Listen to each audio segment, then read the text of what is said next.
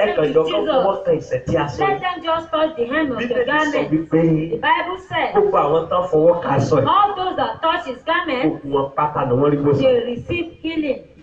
Do you see the work of faith? It's not because of what he said that healed them. It is their faith. Ìgbàgbọ́ wọn ni.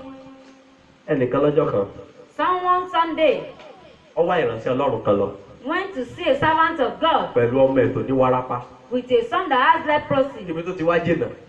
Where he came from is very far. Like someone come from Abeokuta to this place. When he get there, Daddy did not usually come today. He came yesterday. Because it was a branch of his church. The person predicted where I came from is far. For someone to take a child with leprosy from a far place. Epilepsy. He said, please, which chair did this man usually sit when he comes? He said, this chair. He said, child, go and sit on that chair. And the child sat down. And he stood up. He said, let's go home. And that was where the epilepsy stopped. What fueled that child? It was the faith. Praise the Lord. Hallelujah. The servant of God said one day he was in his office. They said this woman wants to see him. He pulled his shoe. As the woman came in, he just took the two shoes and put it on his stomach. He tied the wrapper. The man said, they just bought this shoe for me. The woman tied it with the wrapper.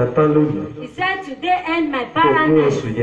And that month she was pregnant. What through that? It was faith. That's why the Bible said, he said everything is possible for those that have faith. It doesn't matter the number of anointings. It doesn't matter the number of fasting. Everything is possible for those that have faith. Mark 11 verse 23. Let's start there. Mark 11 verse 23.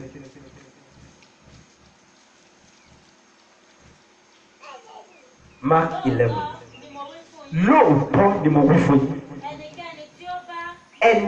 Ẹ máa gbọ́ wo, kí ló pé? Whoever.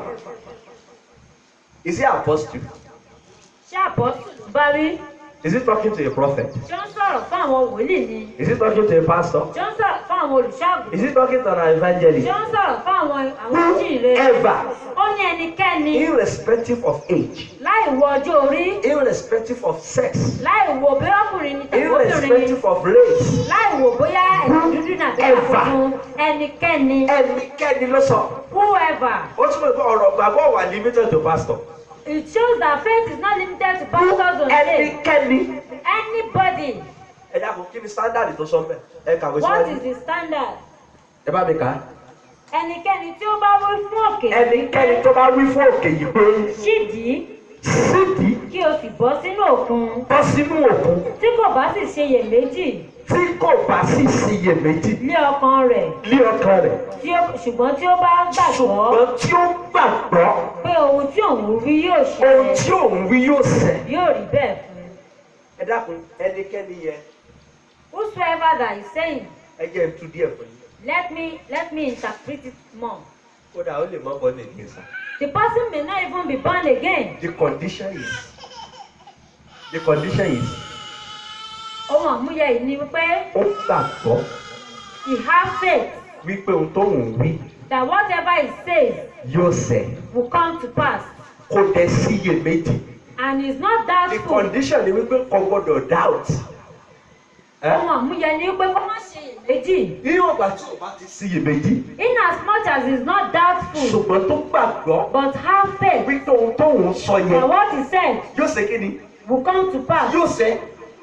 Will come to pass. Yóò rí bẹ́ẹ̀. He said it shall come to pass. Why can't you put it to practice? Kí ló dé tá a mú sí ìṣe? Sọ náà wà ní nǹkan kan. Does it cost us anything?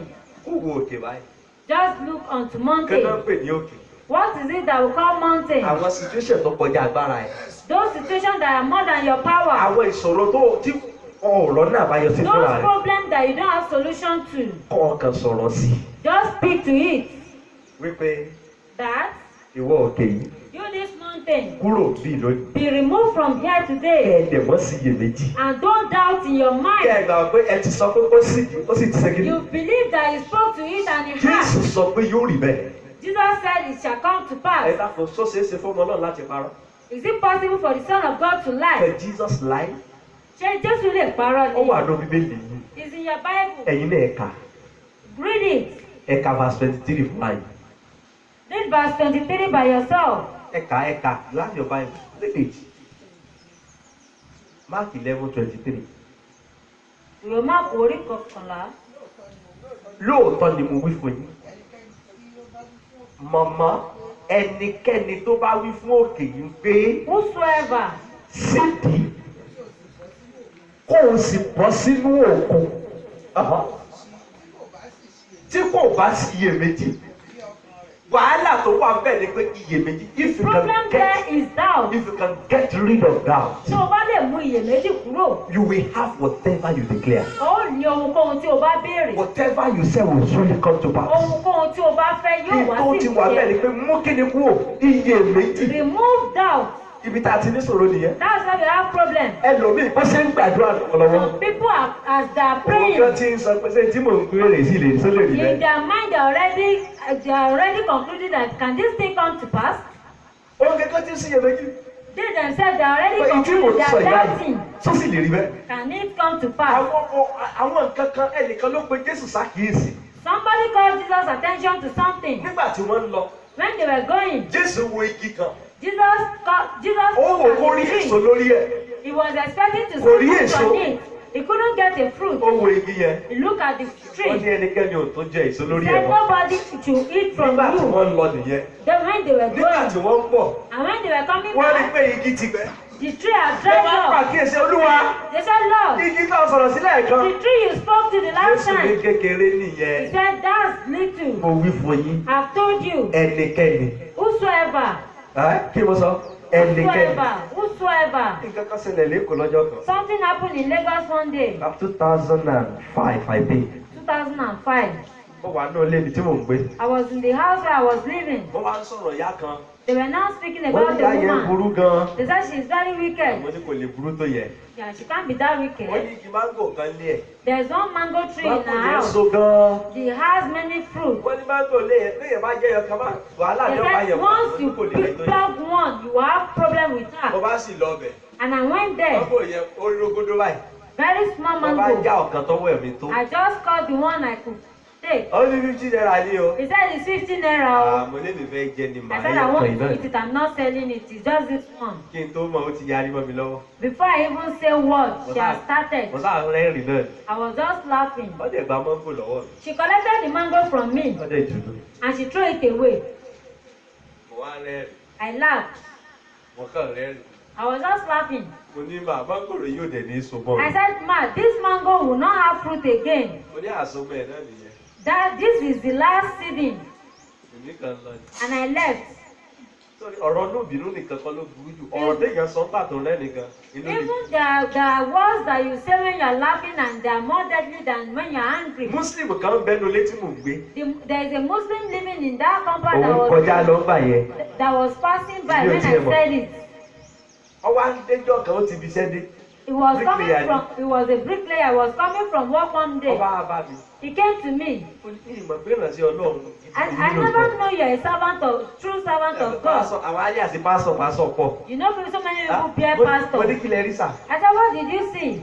Ó ní ẹnìkan sọ fún òní tó ti He ṣiṣẹ́. said, somebody told me where I was working. Pẹ̀lú ilé tó ń gbé. That where I'm living, Ìrànṣẹ́ Ọlọ́run kan bẹ́ẹ̀ the bẹ́ẹ̀. servant of God is there. Ní tó bá ti sọ fún ẹ. Whatever I say to Ní you, kó mọ́ gbọ́ o. you should do it. Ó lé ní ònìkan kan. Ó ní He said, not only that, máńgò tẹ ní kò ní so mọ́ lásìkò. that mango he said will not have any seed on it. Ọmọ tí wọ́n wè. As with that, Mo ní aṣọ́dún yín he pọ̀. said, you like sweet talk. Torí inú òjò ni. Because it was during rainy season. Mo ní jẹ́ mọ́ pèlére náà. Let's not take it for a joke. I went out to look at the mango during the rainy season. Mango yẹn wọ́wé. All the leaf withered. Kò dá àwẹ̀, kò nílò àwẹ̀. You don't need fasting. I said that's the last time it will have fruit on me. I didn't even remember looking at the tree. He said, whosoever say to this mountain, remove, and didn't doubt in his mind. What does it cost you? What does it cost you to tell the cancer, you this cancer? Disappear. And just take your mind off it. You are a cancer patient. No, I'm not a cancer patient. And the doctor will say you are a cancer patient and you tell them, no, I don't have cancer. These are our results, don't you know? He said, this is the result. He said, no. Exist. This result does not exist. You are cancer. I don't have cancer. And you take your mind off it. Oh, consider symptom. You didn't consider the symptom. You will have whatever you said. Praise the Lord. Hallelujah. I'm trying to boost our faith here. It's something you can try and you see it's working. There is nothing that works like than magic. More than magic. Praise the Lord. Hallelujah. Faith for healing. I want us to look at a man. In the book of Acts chapter 14. Verse 7 to 10.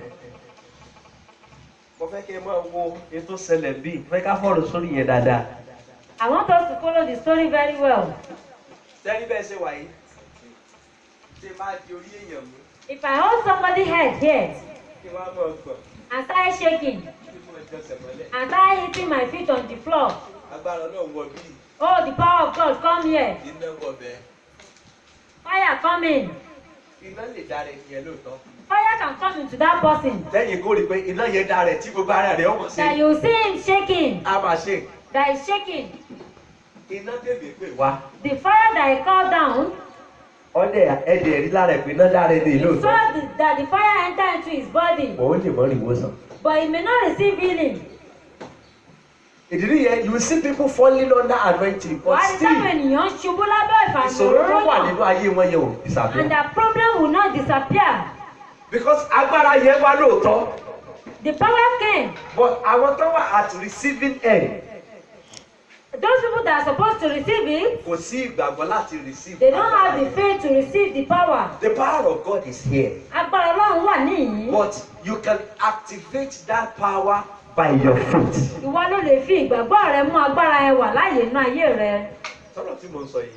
I hope you understand what I'm saying. Acts 14. From verse 7. Paul ló ń wàásù ìyìnrere. Ọkùnrin kan jókòó ní Lystra. Ẹsẹ̀ rẹ̀ ò mókun. Wọ́n bí ní arọ ni. Ẹ gbọ́, mi ò tí ì rí case tó wà as hopeless as this. Ẹ tán fi láàárọ̀ tí ò rìn rìn. Ẹ tán sọ ìmúmọ̀ pé ó kéré 30 years. I know this man will be more than 30 years. Somebody that has been crippled for good 30 years. Bá a ti bí nìyẹn. That was how he was born. You have to just accept his fate that is how God created him. That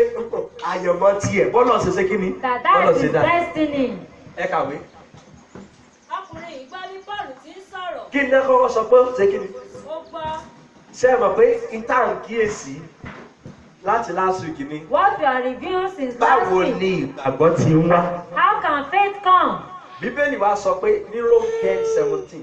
He said in the book of Romans 10. He said by hearing. Ní ìgbàgbọ́ sókè faith come. Nípa gbígbọ́ ni ìgbàgbọ́ ti ń wá. Faith come by hearing. Àgbígbọ́ ọ̀rọ̀ Ọlọ́run. By hearing the word of God. Ọkùnrin náà wá gbọ́ ọ̀rọ̀ Ọlọ́run. This man heard the word of God. Bí Paul ti ń wàásù. As Paul was preaching. Ó ní ẹni tí ó gbọ́. Ẹ kàwé. Ẹni nígbà tí ó tẹjú mọ́. Ẹ̀tún ẹ̀bẹ̀ látẹ̀sẹ̀. Ọkùnrin yìí gbọ́ Ọkùnrin yìí gbọ́ bí Paul ti ń sọ̀rọ̀. Ẹni nígbà tí ó tẹjú mọ́. Ó wá tẹjú mọ́. Ó sì wí pé. Paul wá wo ọkùnrin. Ó ní ìgbàgbọ́ fún ìmúláradá. Ẹ̀gbọ́n bí mo ti ń sọ̀rọ̀ yìí. As I'm talking. Ó ní sáì tí mo lè rí inú yín wípé you are following me. There is a sign I will see in you that you are following what I'm saying. Àbí ọ̀parọ́. Paul wò wípé ọkùnrin yìí tẹjú mọ́ òun. That this man was looking at him. Maybe in spirit. Yálà nínú ẹ̀mí. Paul wá make enquiry. Paul was making an inquiry. Why is this man looking at me? Kí ló dé tó ṣe tẹ́jú mọ́ mi èèyàn máa mínísítà bá mi tẹ́ mọ̀ pé nìkan sáà ń wo yìí sá. You will be ministering and some you will notice that somebody is looking at you. Paul wá wò nú ẹ̀mí pé kí ló ṣe ọkùnrin tí ó ń wò mí. Paul was not feeling it in the spirit that this person was looking. Alárùn lẹ́nu yìí. He noticed that this man is ill. Ó wá rí ìgbàgbọ́ nú ẹ̀. He saw faith in him. Wípé ọ̀rọ̀ Ọlọ́run tó gbọ́. The word of God he had. Ó ti build ìgbàgbọ́ nú ẹ̀. Has built faith in him. Paul kàn lọ síwájú ẹ̀ ni. And Paul went to him. Ó yá dìde. He said, arise. Ẹni tí ò rìn rìn. The person that has never walked in his life. Ẹ̀ka. Ọkùnrin yìí gbọ́ bí Paul ti ń sọ̀rọ̀. Ó gbọ́ bí Paul ti ń sọ̀rọ̀. Nígbà tí ó tẹjú mọ́. Nígbà tí ó tẹjú mọ́. Tí ó sì wí pé. Paul sì wí pé. Ó ní ìgbàgbọ́ fún ìmúláradá. Ó ní ìgbàgbọ́ fún kíni? Fún ìmúláradá. Ó wú fún ní òun rárá pé. Ó wú fún ní òun rárá pé. Lè dúró sánsán lé. Dídé dúró. Ó sì fò sókè. Ó sì ń rìn. Bó o lè sọ̀rọ̀ pọ̀ kó lè yẹ kí bá wọ̀ lóòótọ́. How will you know the man has faith? Ìgbà Paul ké máa gbọ́ dídé dúró. When Paul shouted at him, "Star, arise!" Tọ́lá rò pé mi lè dìde. He said, "I can't rise." Ṣé pé ó ti bá ṣẹ́jẹ́? You know he has already forfeited the faith. Dídé dúró. He said, "Arise." Ní ọjọ́ 4 Sunday. On 4 Sunday. Mo sọ fún wa pé faith without corresponding action is mental asset. Mo sọ fún wa pé ìgbàgbọ́ láìsí ìgbésẹ̀ kò ná ohun tó lè wá. Adákùnrin yẹn náà fi ìgbàgbọ́ ẹ̀ ṣíṣe. The man put his faith to action. Wọ́n ní kó dìde. He was told to stand up. Kò wọ́n wípé òun ò dìde rí. He didn't look it that he had never stood on his Tí feet. n bá dìde tí n bá forí ńlá táìsì yìí wà ládé. Tí n bá dìde tí n bá larí mọ́ yẹ kíkiri tí wọ́n rẹ̀ ìwà ládé. What if I stand up and I fall back to this? Dìde dúró. He said, "Arise." Ibi jẹ́ tìmọ̀ púpọ̀ fún wa náà, òun náà ṣe kí ni. He stood up immediately with faith. Kò wọ pé ẹsẹ̀ tó wọ yìí ṣẹ̀ṣẹ̀ He yóò didn't pè look at the mí. leg that I've never stepped on this. I've never stood on this leg. Tó bá gbàdúrà fẹ́ lómi. If they pray for some people, ojú yìí kò gba ìwòsàn. these eyes receive healing. Là á. Open it. He won't even respond. Lẹ́nu ọ̀nà tẹ́ḿpìlì dáradára. At the gate of the beautiful temple, Àwọn àpọ́sítélì wo arákùnrin yẹn. the apostle were beholding the man. Arákùnrin yẹn retí owó. The man was expecting money.